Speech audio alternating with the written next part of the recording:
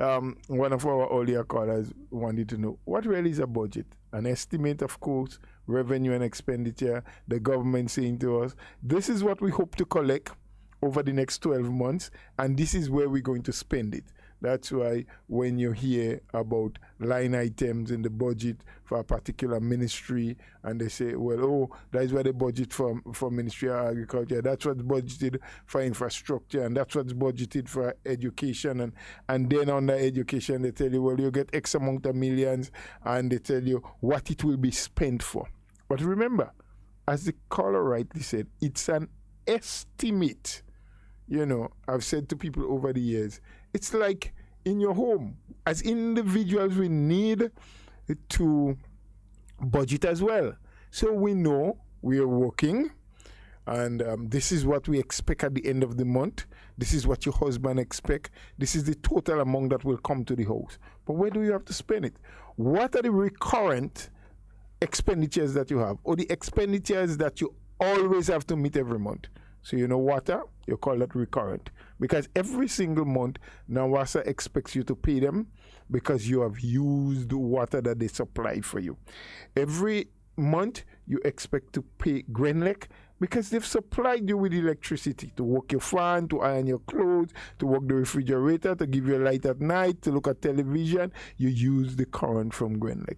And if you have cable to watch the different programs you want to watch, whether it's a movie, what have you, you need to pay the cable company. You have your telephone, whether it's a cell phone or house phone, you need to pay them. You need to eat and to drink, and your children need to be sustained. So you need to buy groceries. You know, some of these things are what you call recurrent. You have to do it every single month.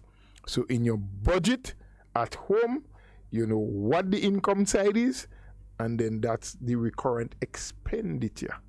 But of course, your son is getting big, he's growing, his foot is getting a little bigger. So you say, this month I have to buy him a shoes. You don't buy him a shoes every month. You don't buy him a shoes every 2 months. So while it is something that he would use, you can probably call that capital. And I'm talking about the family. Something that you do once in a while. You may have to repair a window. You want to add another room to the house. But you have to cater, you have to plan, you have to decide. And sometimes there are some expenditures that you have to get into that just your monthly salary won't be able to take care of it. So you go it alone. Right? Or you may get a grant, as we say.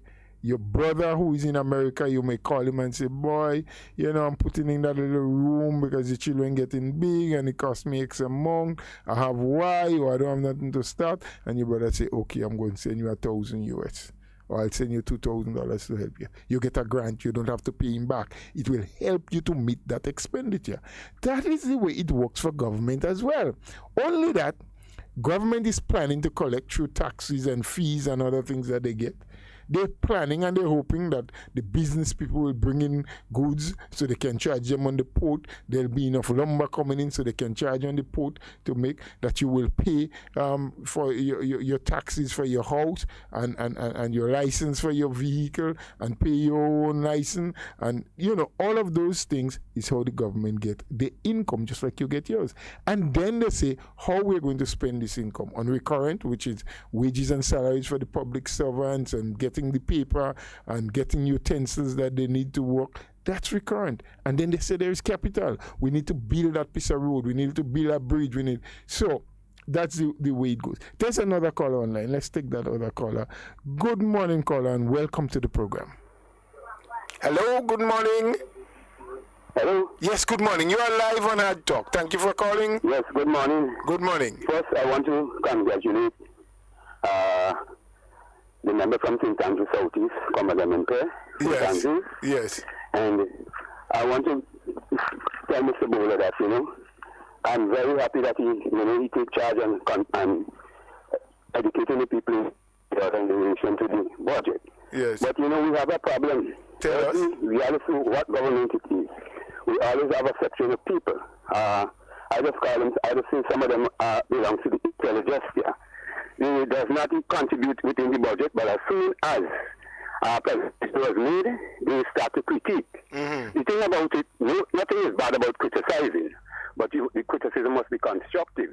But what they do, they criticize in order to break down everything. To the destroy. situation now in this country here is that we have some people who call themselves opposition, and instead of they say things that in the benefit of for the development of the country, what they do, they chastise the leader. Everything that the Honorable Dr. Keith Mitchell do, it offends them. Whether they don't put in anything into it, all they do is to criticize and to demonize our beloved Prime Minister. But what I want to say always is that we mustn't sit down idle by.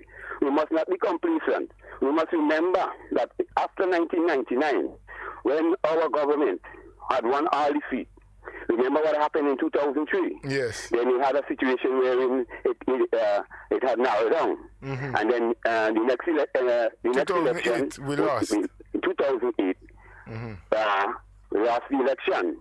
Out of that, the government we had put in power, they showed to themselves that they had a problem because they started fighting within themselves. And they only make one term. Presently, they are kicking up and they are getting on, and they can't find a leader.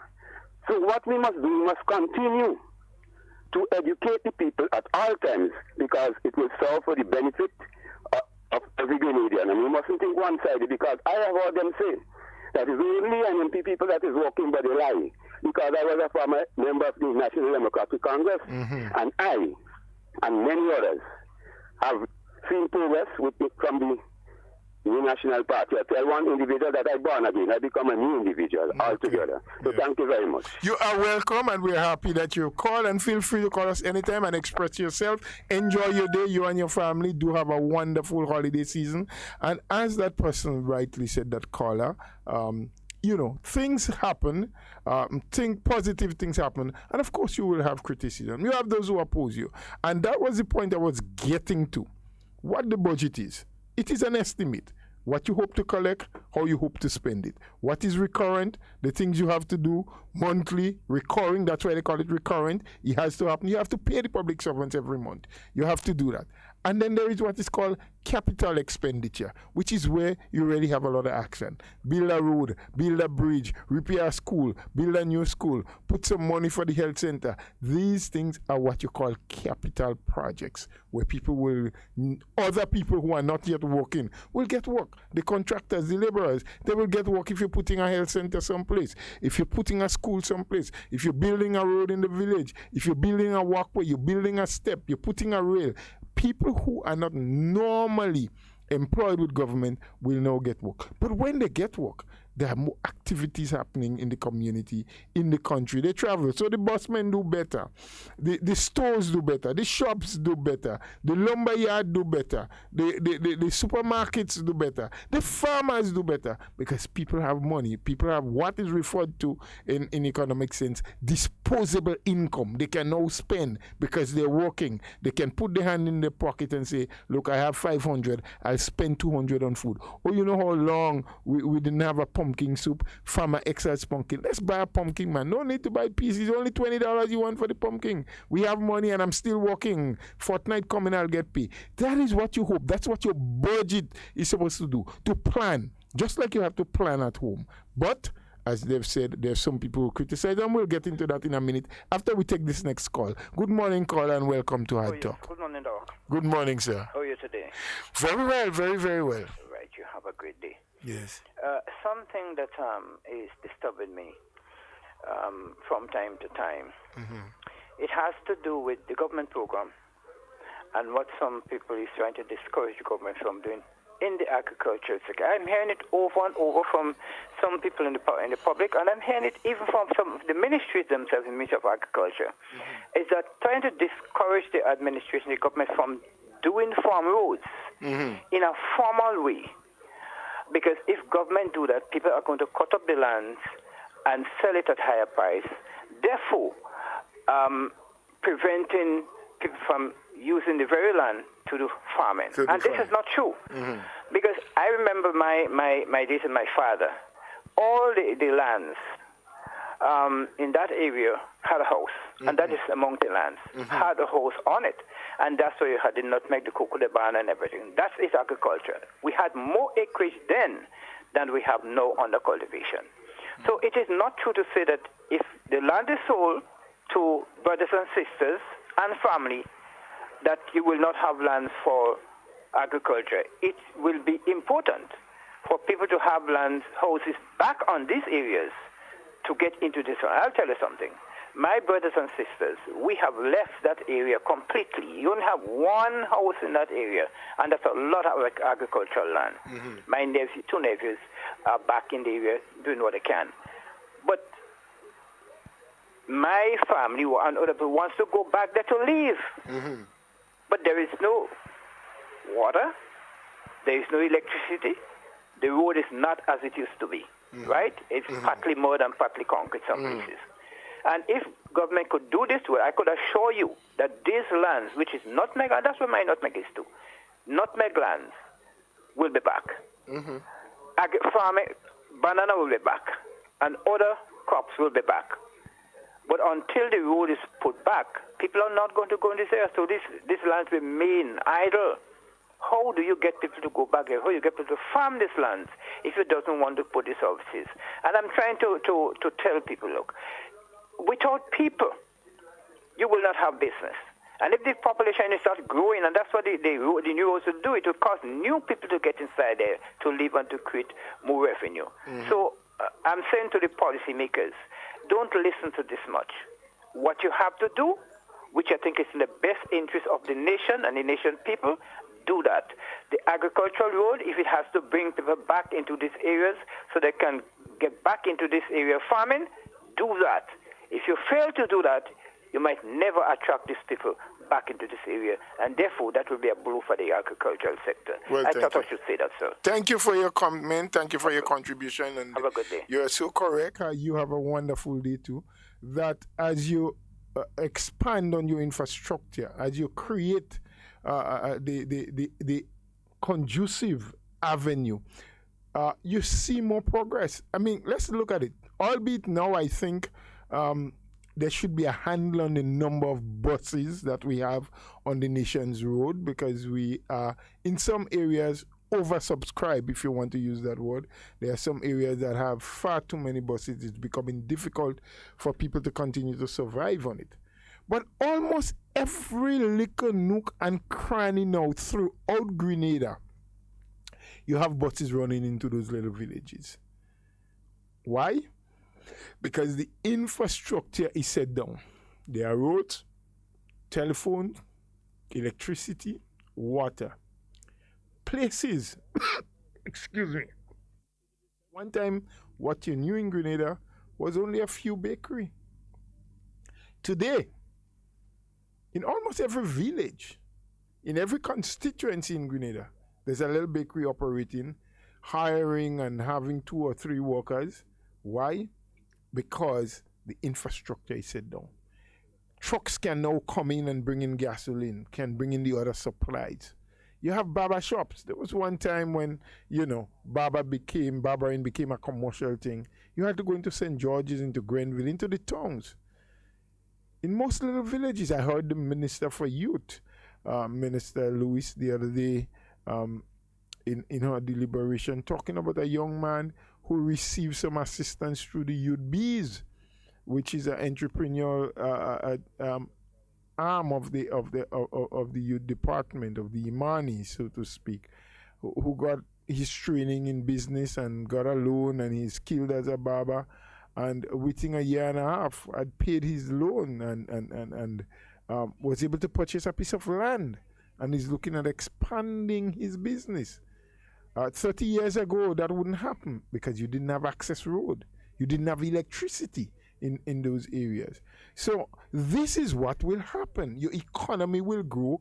People will find ways in which to invest, albeit we need to be a little more innovative now, because if you have too much of the same thing, then you have problems, because it's just people on top people competing with each other, and there will not be enough clientele for your business to be profitable and to be sensible.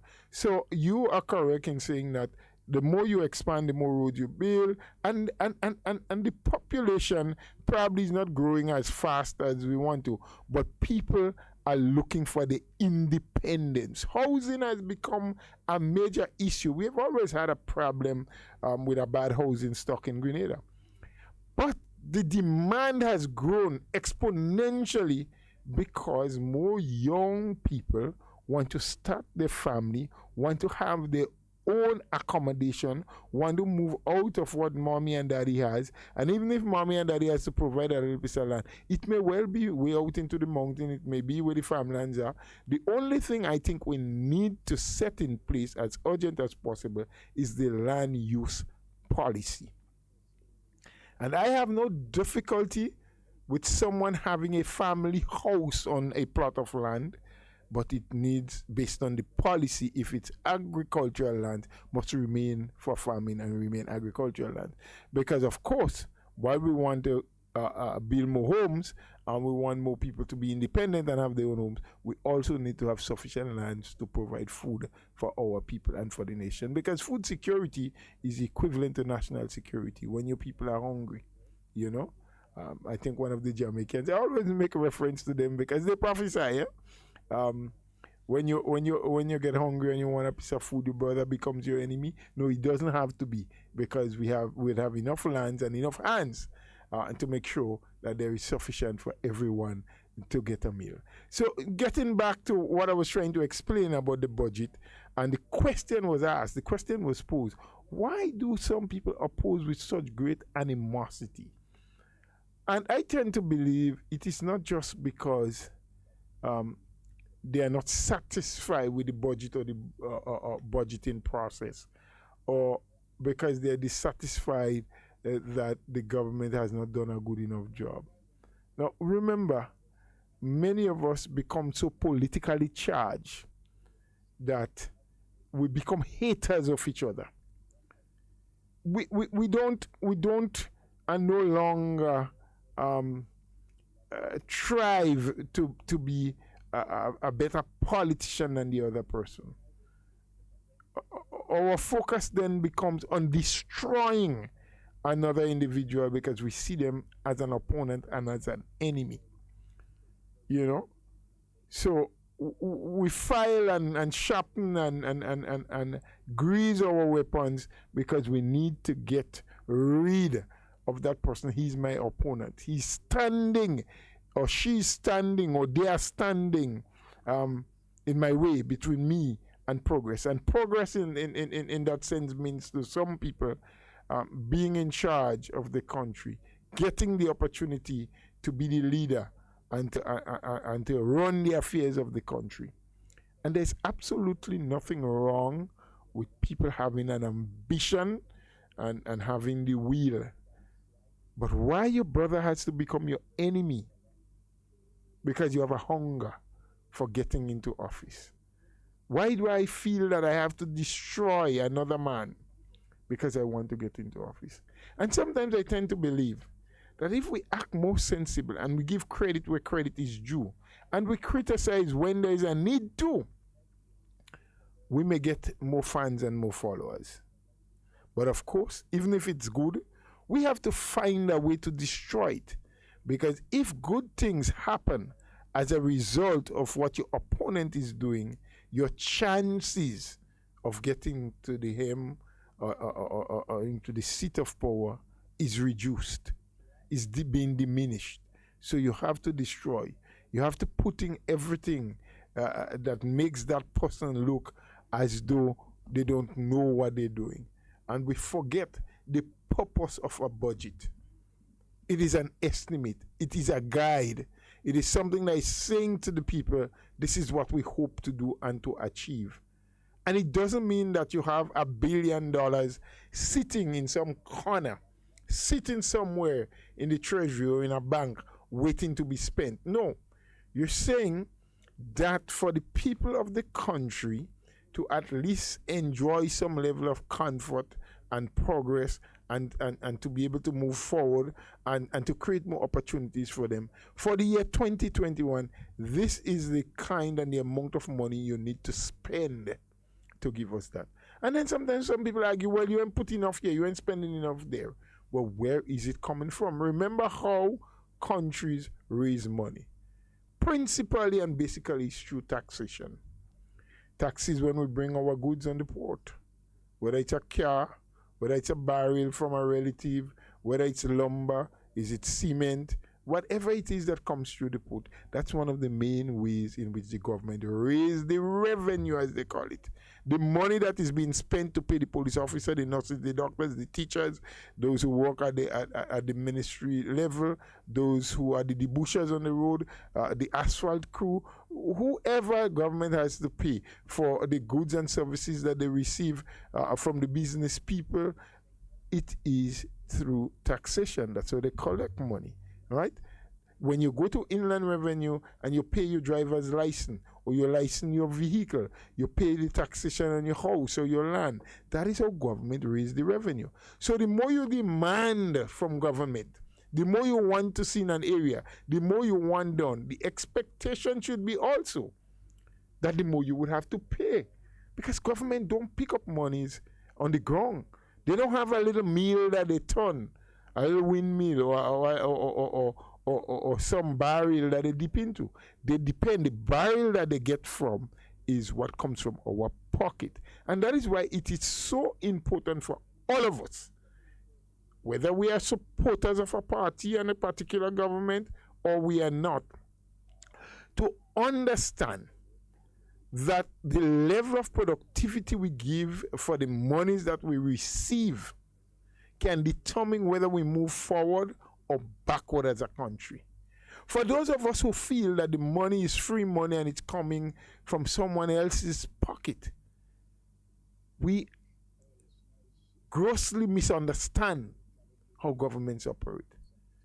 So when all of us put our shoulders to the wheel and we do more, and we protect what is being done, and we educate our children and our brothers and our sisters. So when the government put up a mirror that acts as a means of safety for traffic coming in from around the blind corner or from a spot where they cannot see well, and the mirror will assist them, and we stone it down and we break it and then the government has to replace it, it means that a poor person in your village who should have been getting the assistance from removing themselves from the utilization of a pit latrine into a proper bath and toilet may not be able to get that because government has to replace a mirror that same person's son, grandson or cousin broke. And you say that is government on. And when we go to a function in a school and we take chairs and we throw it after one another and we break up tables and we say it's government, we are hurting our own selves.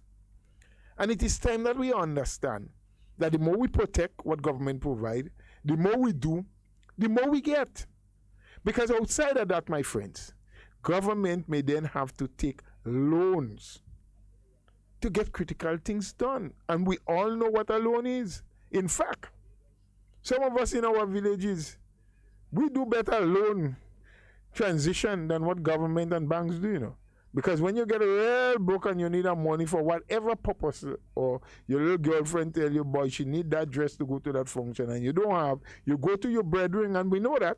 I'm talking now to the ordinary guys, so don't pretend you don't understand what loan is. Because you go to your brethren and you say, watch now, bro, you know I'm doing a little hustle, so and so, please. I want 100 borrow and I give back 150. You setting the interest rate on it. He ain't ask you, he ain't tell you I'm lending you the 100, I'm borrowing you, I'm giving you that 100 and you're giving back 120. You making it lucrative enough for him, say, give me one, I give you back 1.5. You do it in the gamble, you do it a lot of places, so you understand. So when the government borrows, as opposed to living within our means from taxation, we then have to pay back what we borrow plus the interest on it. Yes?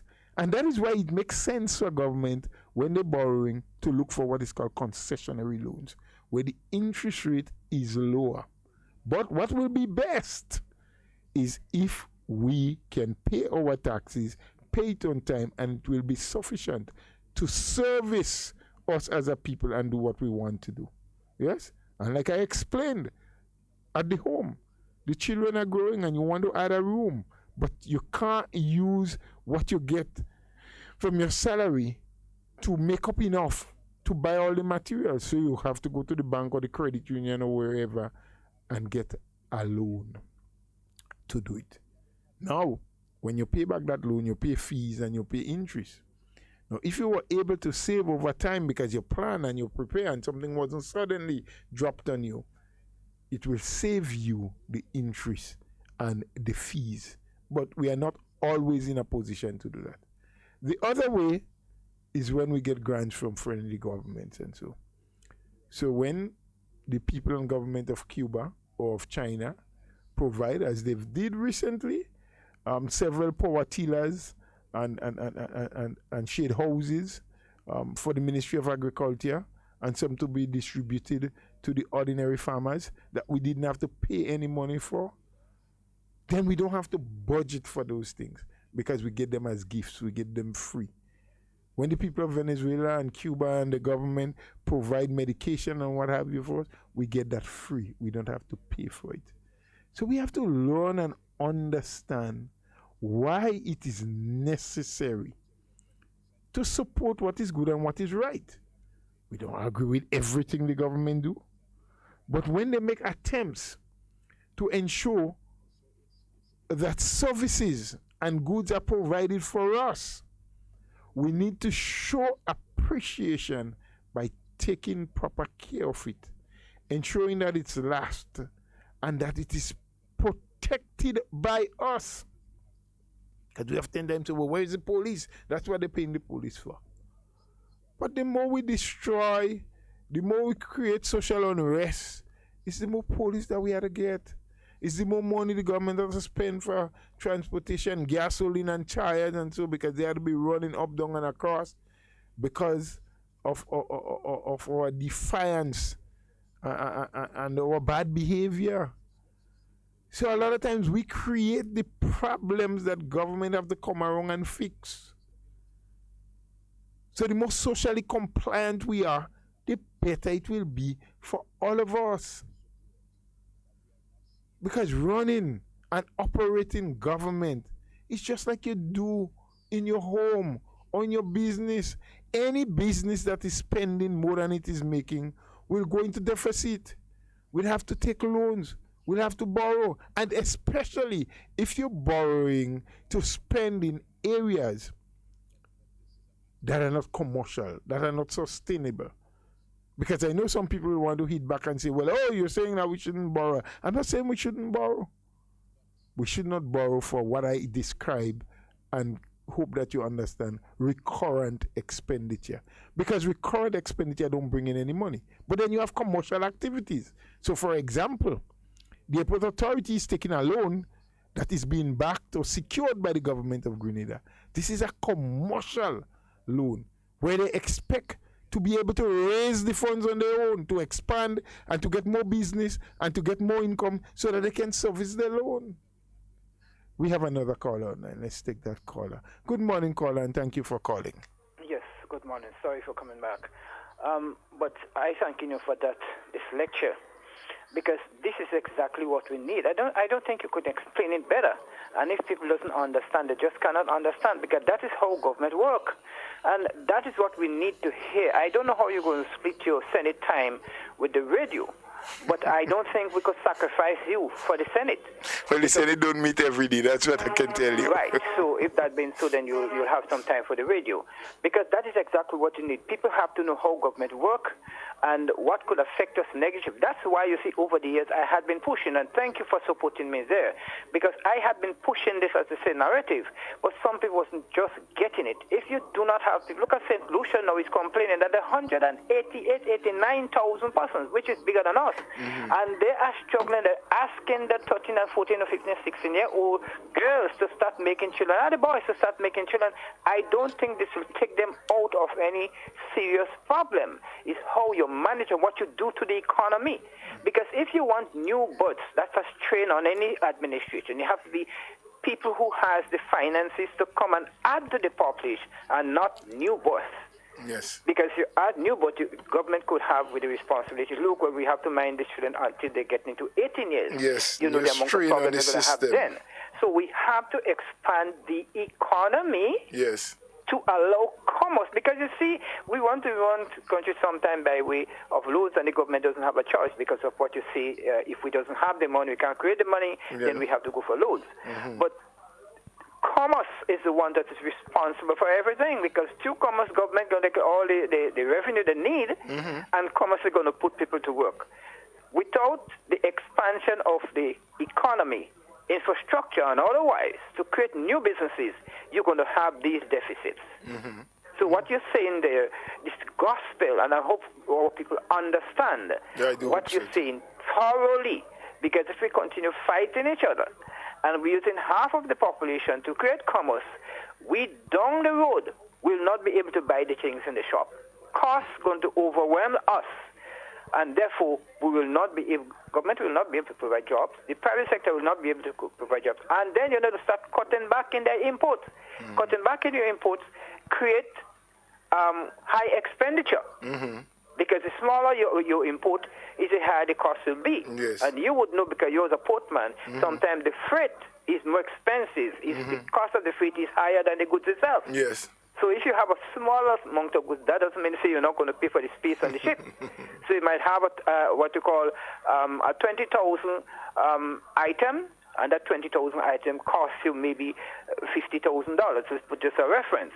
It will be so high that when you cost it in real terms, the consumer will not be able to buy it. So and all costs are passed on to the consumer. Doesn't matter what the cost is, it's passed on to the consumer. They will never not be able to buy it. So then what will happen? Then you will have ships bypassing because you doesn't have sufficient cargo coming into the country. So we have to be very clear, and people must understand that is how government works. Take this wholesale and say thank you to you for bringing it to you, and let us unite, work together, particularly for the expansion of the economy, create jobs and revenue for all of us.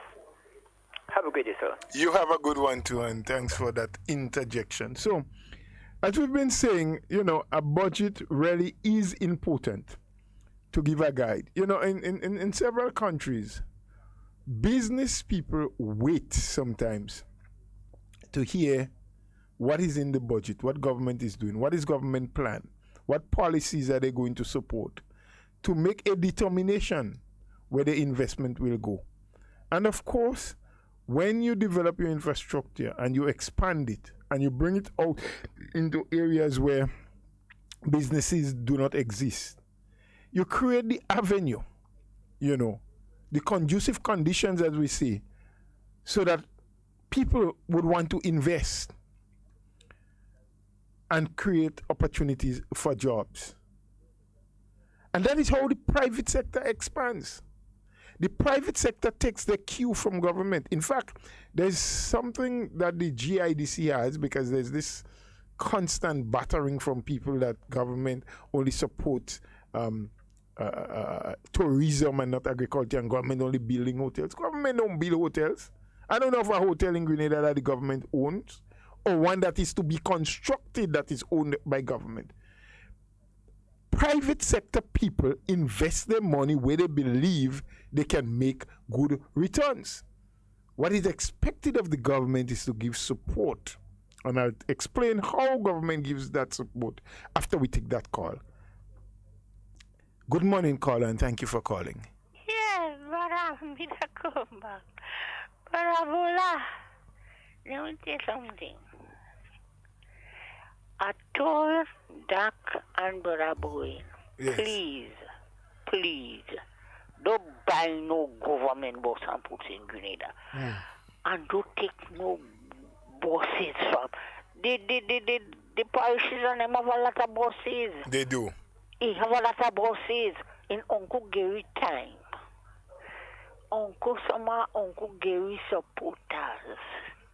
Make him buy bus when he had those big boats. Yes, we had some big buses. Big PTS and them. Yes. Uncle Gary that put them here. Yeah. And those buses even sell for shows. Some of them don't even sell last 7 months. Who have to pay for it when they damage it? It's the government that have to pay for it. And the government is really the people. It's the people paying for it at the end of the day. We don't bang thing up already, and those buses that raining now. It's not $1,000 site. No, 100,000.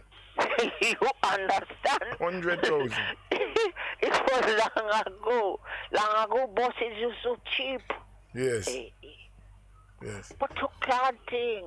But government don't have to get into buses. We have to help regulate. Have a lot of buses. You have enough, and you have to allow the private sector to operate and to survive off it. But you need to help them regulate and to do it properly so that people can have buses when they need buses. That they work at up to a certain time. That they, and as the economy grow and more things happen. The later the hours, okay, look at around Christmas time and Carnival time, and so when it's busy and people moving and they're traveling, buses walk up to 12 and 1. Some of them walk all through the night because they can get people.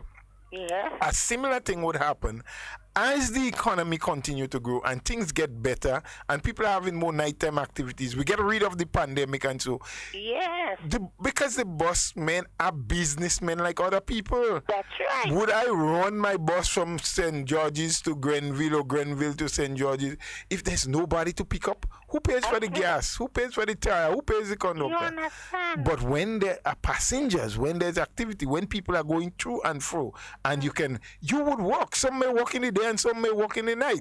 That's right. We ain't get there yet, but gradually we're looking at that and we're aiming, and hence the reason the Minister for Transport and Infrastructure indicated to people the other day that they're moving to what is called now a transport board, and there is new legislation because you need a body who can help manage.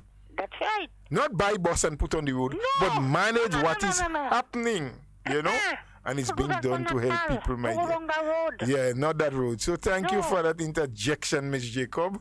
We're happy that you raised that so people can better understand it. Yes. Thank you again, my dear. God bless you, my brother. God bless you too. Bless you, and I love you. Right, bless you.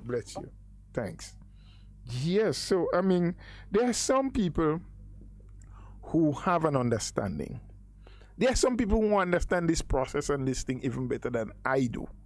There are some people who have graduated in the field of planning and economics and understanding, how macroeconomic systems operate. I'm not an economist. I have a very basic knowledge and understanding. And of course, I try to use the little that I have to share. There are some people who are very versed, who have doctorate in this area. But do they understand the practicality of what they have learned at the university level? And can they implement it in such a way that it can bring benefits to the people of this country? Or these same people, or some of them, are they so biased in their mind and have so much hatred and want to destroy an individual so badly that they fail to use the skills that they have for the better good of humanity? And so they run these programs, they're on radio, they're on television, they're in pocket meetings, and they give an impression to the unsuspecting mind and to the ordinary people that the situation is so bad and that there can't be a turnaround, and don't cooperate, don't assist, don't do anything, don't accept. And so for those of us who, one, don't fully understand, but secondly, are gullible enough not to even ask a question or look for verification, take what they say wholesale. And that now is how I am answering that very first question. Why do some people, not just discuss and disagree, but have such great animosity, which is what someone asked very early. And nobody has called to try to answer, but I'm trying to see if I can wrap, these things around what that caller asked. Sometimes it is not just because they do not understand or because they don't know better. Sometimes they do.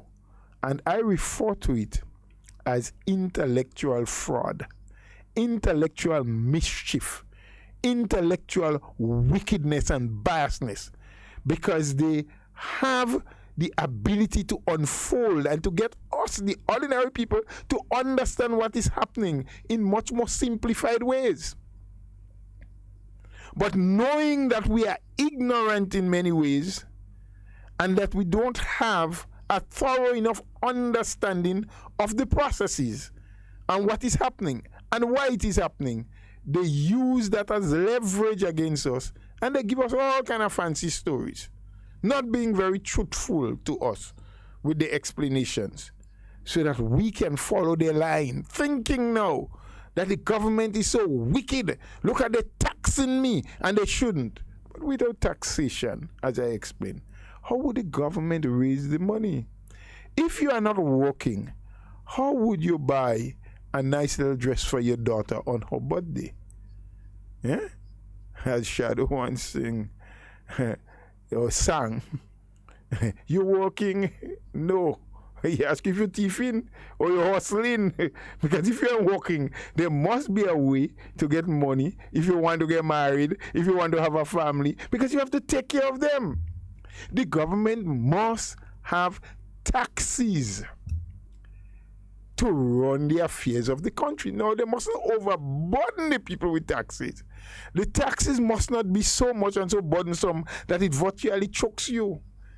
That whatever you work for, that the greater percentage goes to government taxes. No.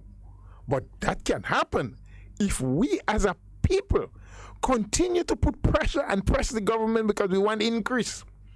Every time you increase the wage bill and you're asking for more money, it means that the government have to find a new way to raise that revenue and that money.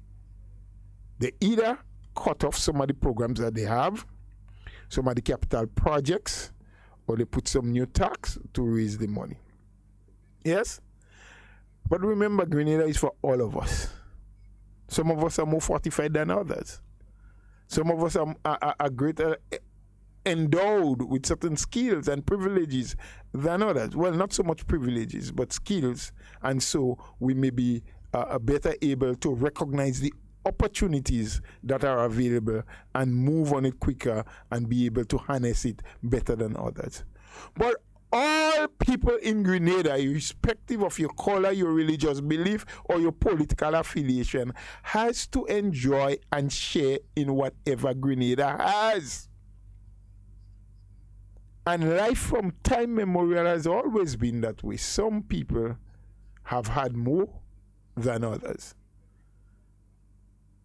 Maybe we need to do a lot more to bring the divides a little closer. The haves and the have-not should be a little closer. Maybe we need to put more programs in place, whether it is educational program, whether it's skill training program, whether it is just getting people a better understanding, whether it is greater business skills. I don't have all the answers. But there will always be those who have more than others by virtue of a lot of things. Not just because of government policies. Some people are born into wealth. The parents has created a better foundation for them than other people. Some of us continue to perpetuate our lives in what is referred to as generational poverty. We don't have, we can't afford, but we bring more siblings into this earth with nothing for them to start with. They themselves do not learn from our experience as the parents or grandparents or foreparents, and we continue along the same line. The only thing we do is that we put up a finger and blame everybody else for our mistakes and our faults. And sometimes some of us in authority needs to get a blame because we have not done sufficient to help elevate these people from the poverty-stricken zone that they have found themselves by many different virtues. Lack of proper education, not opening up enough opportunities.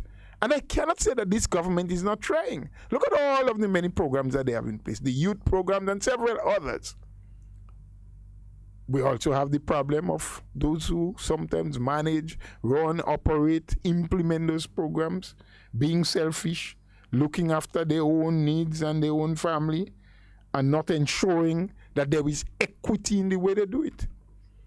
But there is also the issue that there is never enough resources to take care of every single individual who needs to be in these social programs. And that is why it is important that we run those programs in such a way with structures that will enable people as they improve. Because these programs should have an end in sight for every person, every participant. And the aim should be that you give them a hand up from where they are. And that once they get to a certain stage where they can now swim on their own, that they be given the support and encouragement to go on their own so that someone else, and yesterday I did attribute to that by saying, in climbing that ladder, in getting up the strata of society, sometimes those who are up needs to stretch a hand down to pull up some people.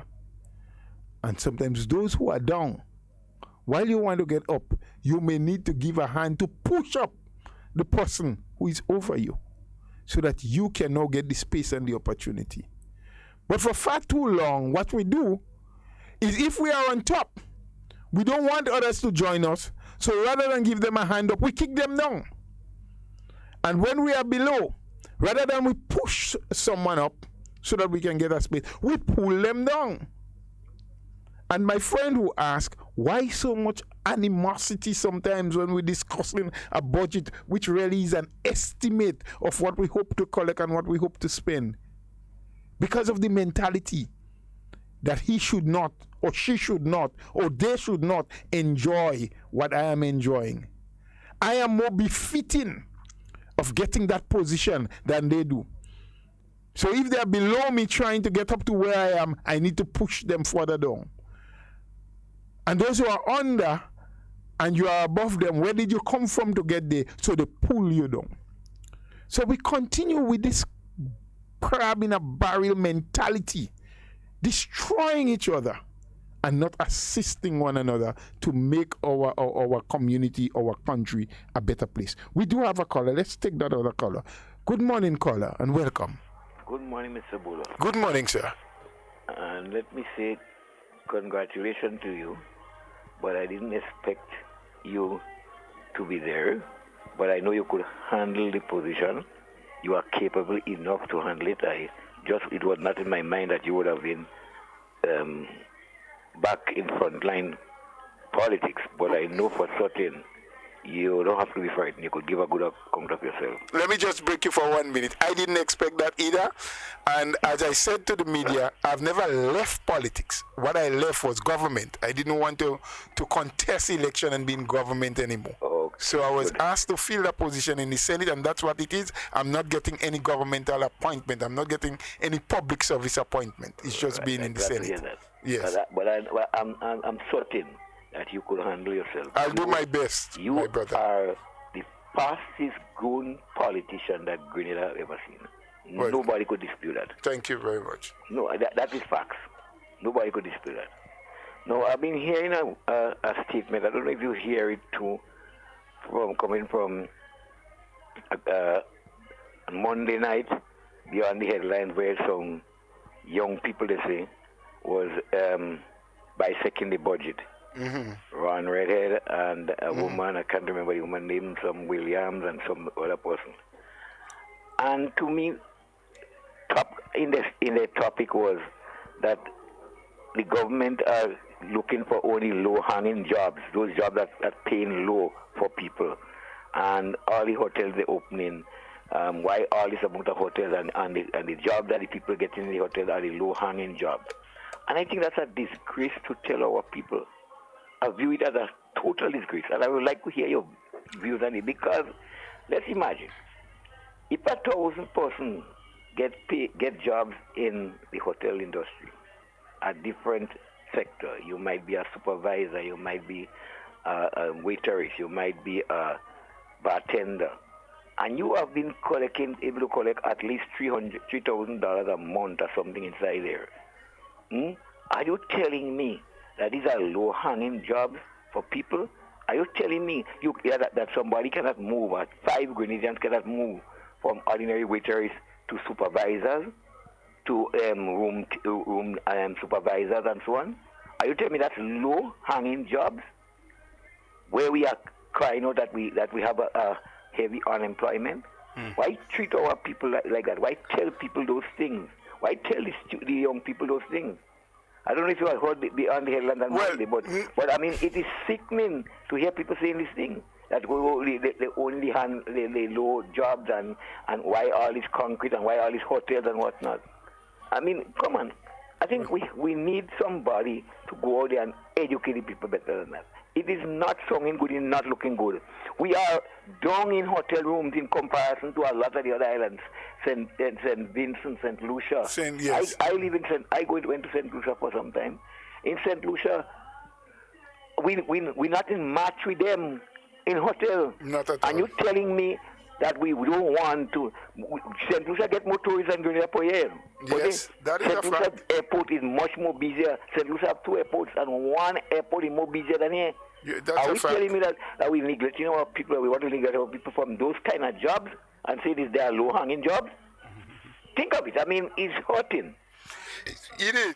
And I know you could do better than that to explain that to people. It is hurting, and thank you for putting that out. And let me say, I did not hear the program in particular. I was not home on time to hear the Beyond the Headlines on Monday night. But, as I've been explaining, there are a lot of people who have intelligence, who understand certain things, and they do what they do and say what they say for a reason. Now, it is a fact that you will find more local people getting positions of a lower strata in a hotel if it's open in any particular country. Not just in Grenada.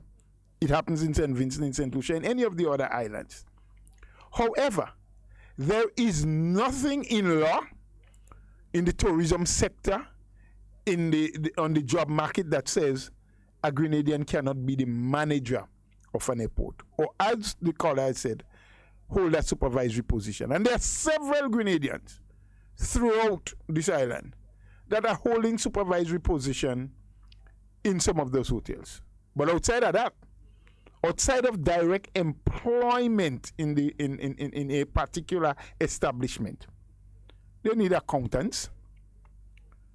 If our people qualify themselves as accountants, and some of them work with accounting firms because there are several accounting firms in Grenada, they will be employed, not directly with the hotel, but the firm may get the work to do the accounting or the accounts of that hotel, that company, which is very well paid jobs. Many of those hotels, because of the business dealings, need to have a legal mind on staff. So while that person doesn't sit in the hotel on a day-to-day basis, they may have what is called a retainance, where they hire a certain firm or an individual to be the legal advisor for business dealings, and that person will be paid a certain sum on a monthly basis as a retainer fee, they call that. And when a matter comes up that the legal mind has to deal with, they then put a charge based on that. You have customs brokerage because these hotels and these establishments brings in goods from time to time. And sometimes we underestimate. A custom broker, the nominal fee is a percentage of the CIF of the goods that you bring in. I think it's 2% if I'm not mistaken. I don't want to be quoted on that because it's a long time. I have not researched that and looked at it. So for example, if a hotel brings in $100,000 worth of goods, that's the CIF value. The person who does the paperwork and clears that from the customs, getting the hotel to pay the charge, you have to do up the paperwork. 2% of the value of what they bring in is what the broker should be paid, and we have several custom brokers. And now I'm not dealing with just the staff in the offices. You have taxi and transport service agents. Depending on the guests that you have in the hotel, may require a luxury car or van to take them to certain places. These people work by the hour.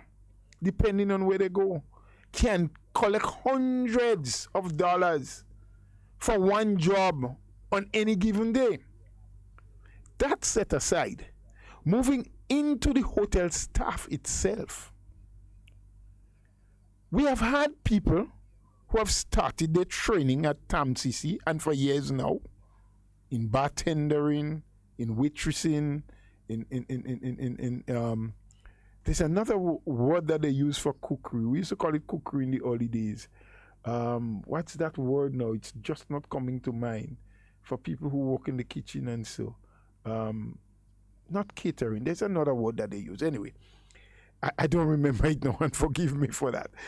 But some of these people who are excellent and does well don't only remain in Grenada, you know. I know that there have been courses they have sent them. I have a sister who went to National College and studied that and was afforded the opportunity to go to Barbados for a couple of months to work within the industry and to get further training and to be certified with your CVQ or Caribbean vocational qualification, preparing them for the service industry. These people can get supervisory position. No, there's always this, and it's a travesty that sometimes we behave and we give that kind of information out. The expectation is that you pick up someone with absolutely no skill and put them in a position where they cannot function and pay them a big money. Well, that is unrealistic. These things won't happen. Government has a responsibility to set the conducive environment, as I've said earlier on, so that people can invest. And it is as a result of the investment of government, the private sector will grow. But we have to be prepared to harness and to take on the opportunities that will become available by training and qualifying ourselves to get better position and better payment. There's a caller. Let's take that caller. Good morning, caller, and thank you for calling the program. Yes, what they're looking for is chef. Yes, chef, yes. But people train to be chef, but when you're studying it, there's another. Culinary, that's the one I want. Culinary. Culinary arts. Overall training. The overall training, and that's the one I was looking for. But thank you for what you said. You know, my technical man, he understands. He's there, but he don't like to talk a lot. Anyway, thank you, G. Culinary, yes. So people are being trained in all those fields. And as you acquire the skills and you get your certification, of course, that will bring you promotion, and promotion means better pay. So to degrade the thing by saying, oh, only the low-hanging jobs, the low-hanging fruits, and this, that, and the other, is not being honest with our people. Of course. And in any hotel, now I think based on your number of rooms, there's an equation that they work with. I think for every room that you have, they calculate that you need to employ at least 3 people for every room, you know, and that makes up the entire staff. When they say every room, it don't mean that 3 people works in every room every day, but they're saying to have an equitable amount of staff to spread. So if you have 100 rooms in a hotel, the expectation is that you should employ at least 300 people. I think it's something like that it goes. So you'd have far more people at the lower end because that's where you need the majority of people. But there are Grenadians who can and who have and who will continue to get high-paying jobs in the hotel and tourism industry. Let's take that other caller. Good morning, caller. Thank you for calling. Hello? Good morning, Senator Bola. How Good morning. are you? I'm very well, my dear. Thank you. All right. My contribution to this program this morning is that what I see, you know, when I listen to certain people, is that people want... Oh, we lost you there. I wonder what happened. We just lost that caller. Caller, you have an opportunity to call back if you discover what the problem is with your phone. I don't know if it is a problem on our side. I hope not. I hope it is not our side. I don't see anything here. We didn't touch or move any device that probably could cause us to have that problem. But if you recognize what the problem is and you can call back. There's still a little time where you can get an opportunity to express yourself and to make your contribution. We're sorry that we've lost that caller, but of course, we have still a couple of minutes. We can take a call or two again, so we are happy to entertain you and your conversation. But just to conclude on what the gentleman has asked, a lot of times it is about, and I've said that very early, people using a little bit of truth, a minute bit of facts, and putting on so many other things. We do have someone calling again through the WhatsApp. Let's see if we can get it. Can we get that call? Good morning, caller. You're live. And the call just died. Is it a technical problem? I don't know. I don't know why. It's probably something technical has happened. Our technical people will look for us and hope. Not now. They're not all here.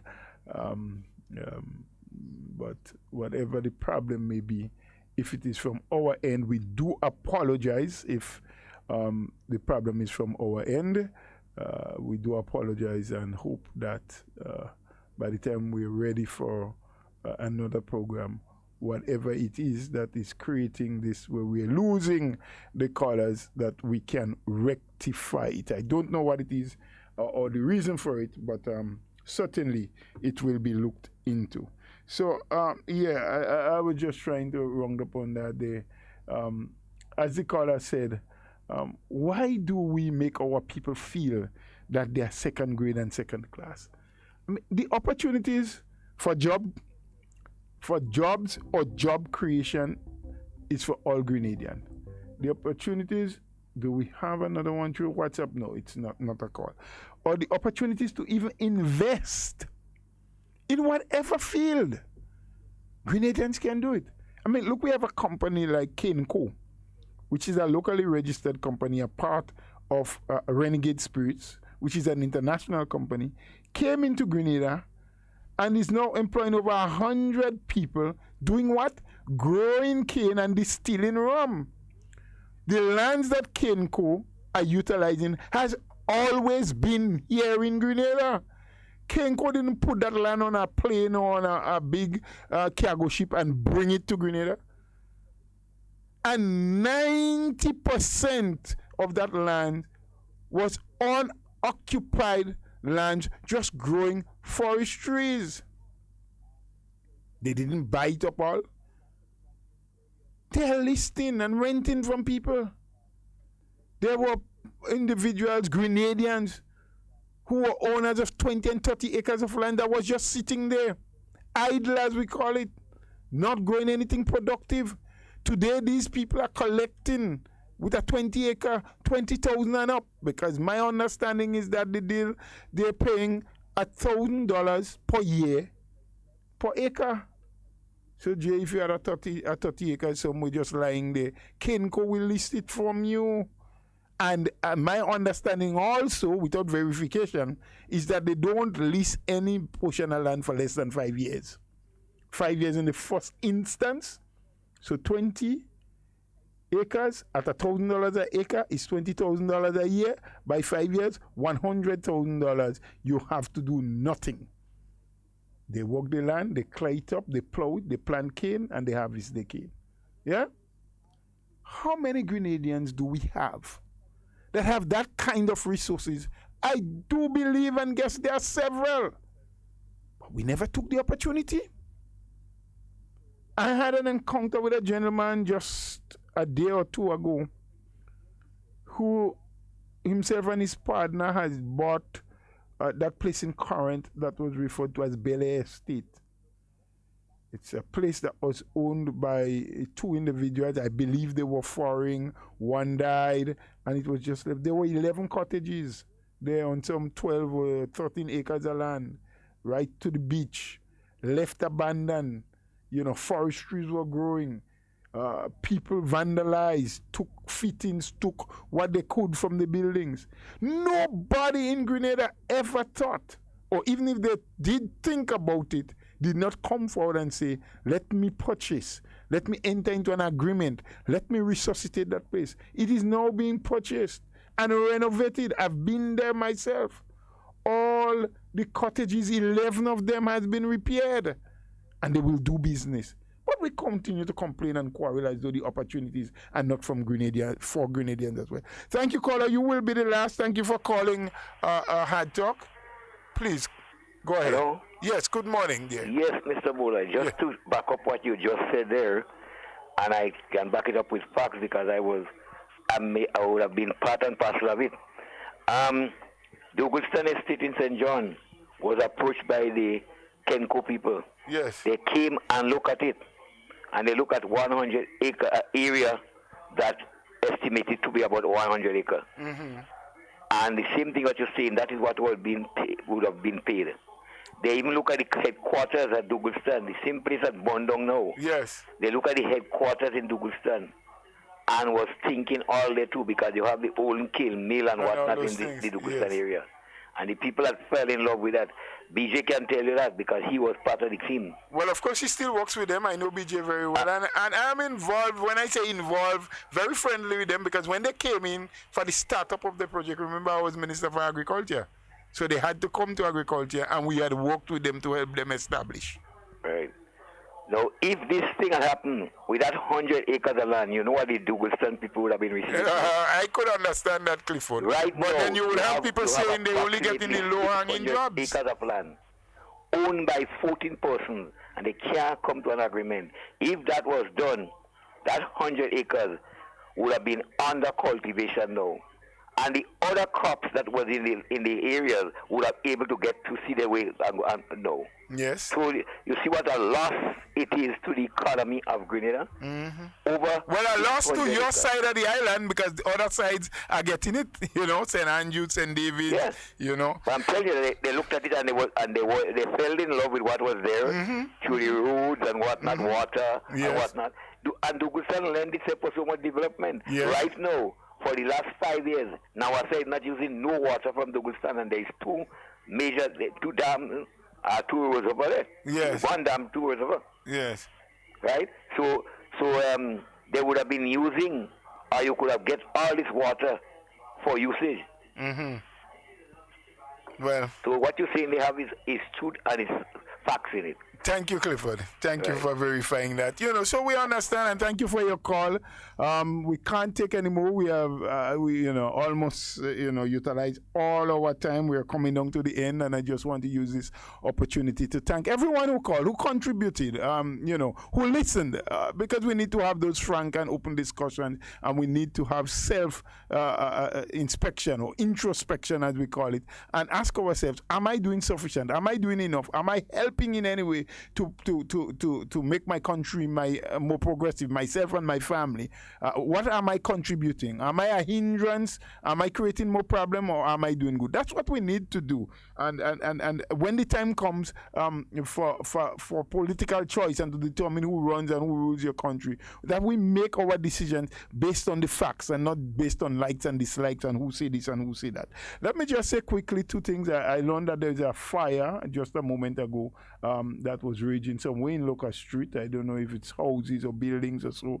Just a little bit of information I got. I really do hope that there would be no death, and that the fire department would be able to bring that under control in very quick time and minimize the losses, especially in a time like now when you're heading into the Christmas season. But I also want to just commend several persons from the New National Party. There was an incident that happened. Well, not an incident, a developing story where the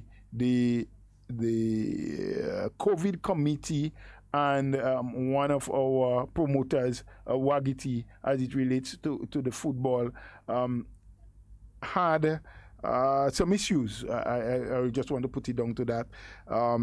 Where the committee had put certain restrictions, and there was going to be a postponement to another date for the finals of the Wagiti football competition, which is carried to be held on Saturday. And there had been some coming together of the committee and of course the promoter. And it is my understanding that at the moment they have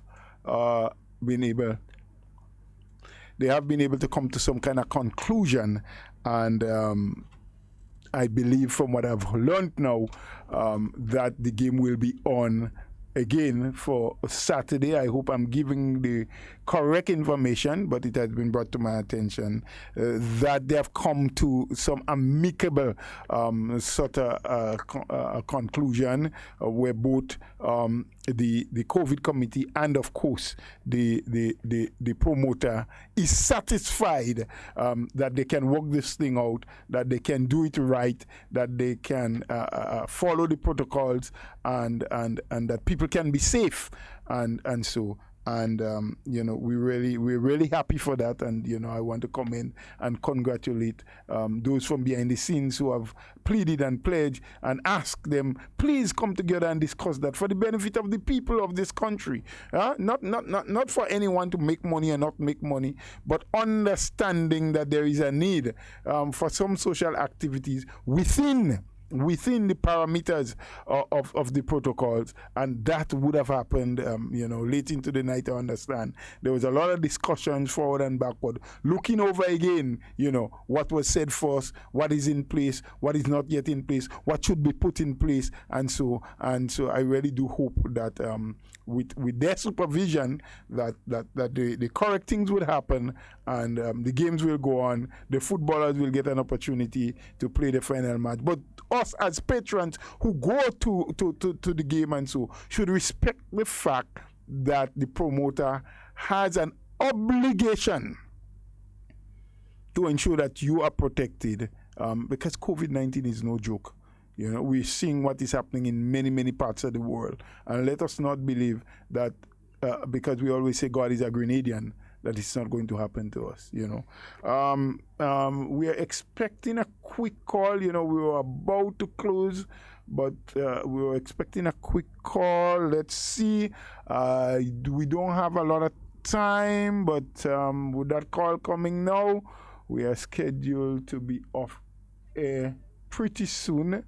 And we have the national report that we must bring up shortly. I'm not seeing our lights blinking. I'm not seeing the call coming in, but we were going to hold for a minute or two and hope that we are going to get that call, but it doesn't appear so. So again, we want to wish everyone for the continuance of the day a very enjoyable and safe day. It's been an excellent Thursday. We again thank all those who contributed by your call or your comment or something you've sent to us. We are happy that at least you have listened, and be assured that you have a friend in us here at HARDTALK, and an avenue where you can express yourself and talk about issues that sometimes you may not have had the opportunity to talk about. And we do really welcome you as a family, a part of the HARDTALK family, and be assured that you can call, you can speak your mind, you can talk about anything. Just be respectable when you do. And remember, here we say we are always hoping to be talking to you and with you and never about you. So be safe, be secure, be conscious. Follow all of the protocol. Be a law-abiding citizen. Be a helper to yourself, your family, and your community, and your country at large. And let's work together to build Grenada, to make it a much better place for the enjoyment of every Grenadian. Thank you. We've come to the end of our program. Do stay tuned for the national report. Thank you very much.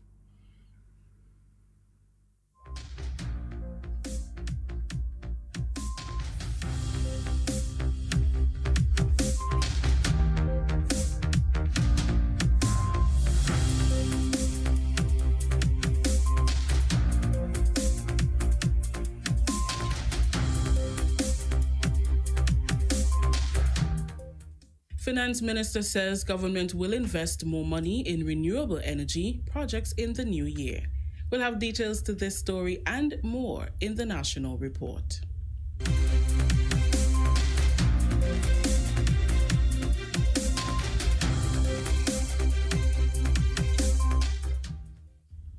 With the details to the news for Wednesday, December 9th, 2020, I am Rakisha St. Louis. With plans in place to unfold a new solar project, Minister for Finance Honorable Gregory Bowen says the government of Grenada will invest more in the area of renewable energy. The renewable energy project includes changing street lights and other public lights to LED powered by solar. When he addressed constituents at the government town hall meeting in Marion on Tuesday, Minister Bowen explained that the yellow lights currently being used contribute to high electricity costs and global warming. We must use renewable energy. So no longer would you buy the yellow light, the yellow mercury light that will be using a lot of current and contributing to global warming. You must use the LED, and moreover, it must be powered from solar lights.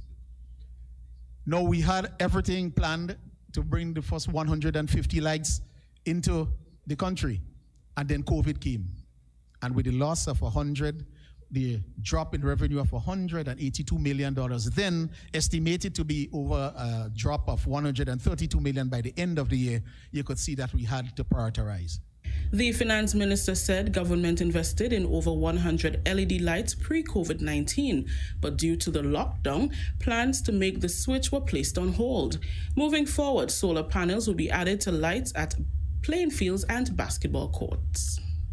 The lights that we have at the pasture and the lights in the basketball court, very soon we'll be adding the solar panels to them so that the young men, instead of contributing towards the electricity, and all those who help, you'll contribute to help us to buy the solar panel so that we can make our part, do what we have to do with respect to saving our world and saving on the use of fossil fuel and electricity. The agriculture sector stands to benefit from the multi-million-dollar upgrade project at the Maurice Bishop International Airport, MBIA. Infrastructure Development Minister Senator Norland Cox says upgrades at the country's international airport include the construction of a warehouse and cold storage facility for agricultural products being imported and exported. Senator Cox explained the benefits of this development when he addressed the government's town hall constituency meeting at the Marion Multipurpose Community Center on Tuesday. One of the important and key developments in this airport upgrade would be a warehouse facility for our agriculture produce, cold storage, so that produce can store there safely before they are exported. Produce coming in, produce going out for our fish products. So this also lends itself towards the development of agriculture in Grenada. So be very, very mindful of that. Since government turned the sod in October to signal the commencement of the project, talks have surfaced regarding its importance at this time. Senator Cox emphasized the importance of maintaining international standards to attract more airlines and visitors.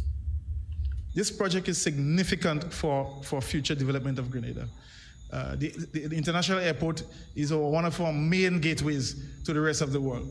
And what is happening is that we have to continue to stay at a certain standard for us to attract the level of traffic and for people to come here, for airlines to come here. We have to be at a standard. Other countries are upgrading, and we too have to stay in line if we want to take advantage and to allow our country to develop. Continuing the news, Prime Minister Dr. The Right Honorable Keith Mitchell has expressed gratitude to Cuba for its valuable assistance in boosting Grenada's capacity to fight the COVID-19 pandemic. Addressing the Cuban president and the fellow regional leaders during the 7th Cuba CARICOM summit on Tuesday, Dr. Mitchell said, and I quote, "Despite facing its own challenges with the COVID-19 pandemic, Cuba assisted Grenada in our national response. Cuba was quite generous through the provision of specialized nurses in infectious diseases and specialist physicians, particularly in the intensive care specialty. I take this opportunity to publicly thank our Cuban brothers and sisters for their continued support, unquote. Dr. Mitchell also acknowledged the assistance provided by Cuba in a number of other areas and expressed a desire to see deepened cooperation between the two countries. This year has been particularly challenging one for all of us. Despite facing its own challenges with the COVID-19 pandemic, Cuba assisted Grenada in our national response. Cuba was quite generous through the provision of specialized nurses in infectious diseases and specialized physicians, particularly in intensive care specifically. I take this opportunity to publicly thank our Cuban brothers and sisters for their continued support through you. It is important too to acknowledge the assistance received in many special areas. We look forward to the deepening of our cooperation with Cuba as we continue to wage a war against this deadly virus. On the subject of the financial, economic, and trade embargo imposed by the United States against Cuba, Dr. Mitchell said, and I quote, "Grenada, like the rest of CARICOM, does not support this blockade and will continue to support Cuba in its quest for it to end. Each year, Grenada stresses the counterproductivity of this action and the hardship it imposes on the Cuban people, causing them to be unfairly marginalized," unquote. The CARICOM-Cuba Summit was held on the occasion of the CARICOM-Cuba Day, and the Prime Minister concluded by expressing a desire to see the advancement and well-being of the people of Cuba and the region as a whole. Our long-standing collaboration with Cuba in the multilateral arena provides a clear demonstration of our dedication to regional and hemispheric integration. Further, Grenada's bilateral relationship with Cuba is characterized by mutual respect and cooperation in many areas, including health, education, engineering, and architecture. The 8th CARICOM-Cuba Summit will be held in 2023. This is the National Report. The news will continue after the break. The final constituency town hall meeting for 2020 takes place in St. George, Northwest this week. On Thursday, December 10th, the government team of Prime Minister Dr. the Right Honorable Keith Mitchell, Honorable Peter David, and Honorable Norland Cox will engage constituents at the Happy Hill Secondary School. They will outline government's plans for economic revival following a drastic fall in revenue as a result of COVID-19. Constituents will also have the opportunity to pose their questions and make recommendations as we work together to rebuild the economy. Join the Government Information Service Channel 22 and the Facebook and YouTube pages from 6 p.m. for the live broadcast of the final constituency town hall meeting for 2020. Remember, the Happy Hill Secondary School, St. George, Northwest, Thursday, December 10th. Welcome back. 6 schools in St. George's have each received a computer compliments the United Arab Emirates as its contribution to the development of ICT in the education sector. The UAE has so far donated more than 75 computers to schools and libraries around the island. The latest recipients are the Constantine Methodist School, the St. George's Methodist, South St. George Government School for Special Education, Calais Government, and the Woburn Methodists. We are here not only for this computer. We are here to support Grenada and Grenadians. Us as a group, we are looking forward at the new generation. We would love to empower the new generation. The older generation is here to give us the base. And we are looking forward. Your children and our children will have the same destination. And all countries today are looking inwards because the challenges are mounting. Because we don't want to end up either broke or sick or completely allowing things to get out of hand. We want to maintain this place. So empowerment through the computers is the first step that we have taken. Allow me to, and please do convey, both yourself and Obaid, my deepest appreciation to what I would call the chief donor. That's Mr. Vinod Jadhav, who has recognized the importance of education and he has been on a mission. So today we're only doing 6, but the mission is just about wrapping up the delivery of computers to all primary schools in Grenada. Every primary school is the goal. And so I think we want to recognize his contribution. I want to really place on record the importance of partnership in all aspects of life, and education is no exception. Education Minister Honorable Emmeline Pay, and before her, the UAE representative Ismail Ubad.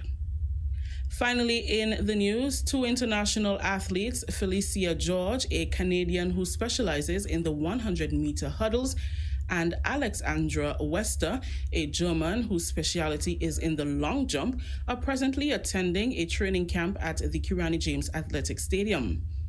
The training forms part of their preparation for Olympics 2021. The athletes told GIS they chose Grenada because of its success in controlling the spread of COVID-19, the hospitality of the people, and the availability of facilities at the Kirani James Athletic Stadium. I feel like Grenada has everything I could want. There's absolutely beautiful facilities. We all know Grenada is basically like a paradise. It's so amazing to be down here, to be in the warm weather. I wanted to just be somewhere where I could be outside. I knew I was going to get amazing weather. And then obviously my family is from here. So being able to feel like I'm at home, I'm getting good cooking, good meals, and just having a really great support system around me. Everybody in Grenada is so friendly. You can't lose in Grenada. Everybody takes care of each other. So it just really creates this environment of support and having amazing facilities to get really great work in to get me ready for the Olympics. Kind of revamping my hurdle technique. So it's a lot of technical work, working on just making sure I'm moving through the hurdles really well. We're trying to increase my speed just on the flat. So there's a lot of different things that we're playing with, but all small, fine-tuning technical things. This is Miss Wester's first visit to Grenada, and she too spoke highly of the facilities, which she says are suitable for the type of training she's currently undergoing. My personal best is 695. I have been participating in the Olympics in Rio in 2016. I went to the European Championships, German Indoor Champion, and to the World Indoor Championships and World Championships. So the last couple of years, it's always been the international champs. And yeah, then my coach from the US, Coach Williams, was like, okay, we got to do a training camp. We got to go where it's warm, where we got good conditions. And he said, let's go to Grenada. And I was like, okay, I've never been to Grenada, but it sounds good. So since we've been here, I love it. I love the island. We've been extending our stay, and everything works very well here. Both athletes are accompanied by their coaches. That story just ended the national report for today, Wednesday, December 9th. Let's recap the top story. Finance Minister says government will invest more money in renewable energy projects in the new year. On behalf of the entire news and production team here at the Government Information Service, I am Rakisha St. Louis saying thank you for joining us. Until next time.